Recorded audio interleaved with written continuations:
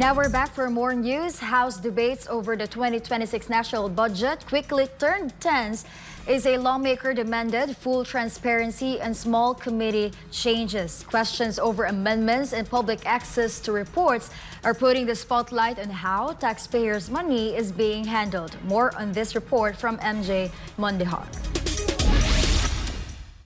The debates in the Philippine House of Representatives immediately heated up on the first day of deliberations on the 2026 national budget. The proposed funding for next year is at 6.793 trillion pesos. That's an increase of 7.4% from this year's 6.326 trillion pesos. During the budget briefing, Navota's Representative Toby Tiangco looked for the report of the Small Committee of the 19th Congress. The Small Committee under the Appropriations Panel finalizes institutional amendments before the House approves the General Appropriations Bill or HGAB, the Chamber's version of the national budget. Tiangco says the public has the right to see the minutes and the full report of the Small Committee.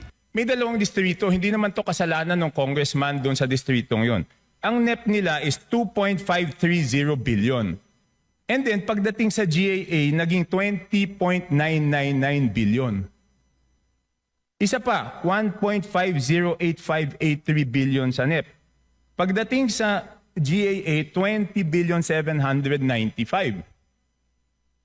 So, tapos ang pinasok lang sa BICAM dito is 5 billion and 4 billion each. So ang napasok dun sa small committee is 13 billion, dun sa isa, yung isa 14 billion. So sino yung nagpasok ng 13 billion na yun at saan tinanggal yun?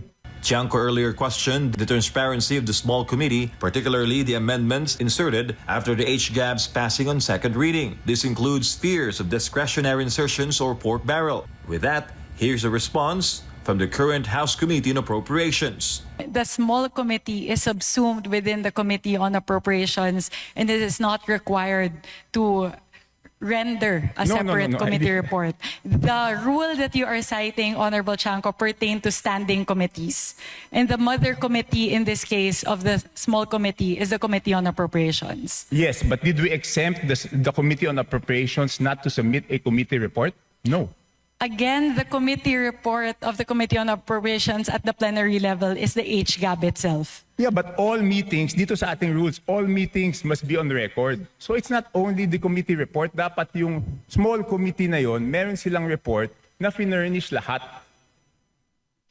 Again, if with the indulgence of the Honorable Tiangco, the COMSEC is looking into the request, if we may move to the next question. Okay, I will move to the next question.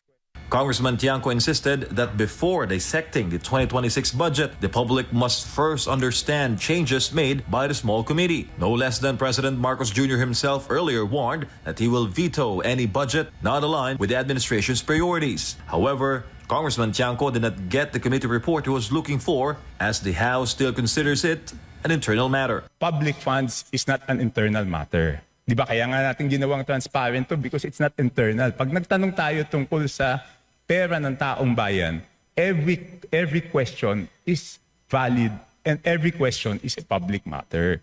It is not an internal matter dahil pera po ito ng taong bayan. The procedural point is what's considered as an internal matter. Again, we maintain that the output of the small committee is included in the HGAB. For Ganamable of Philippines, MJ Mondihar, SMNI News.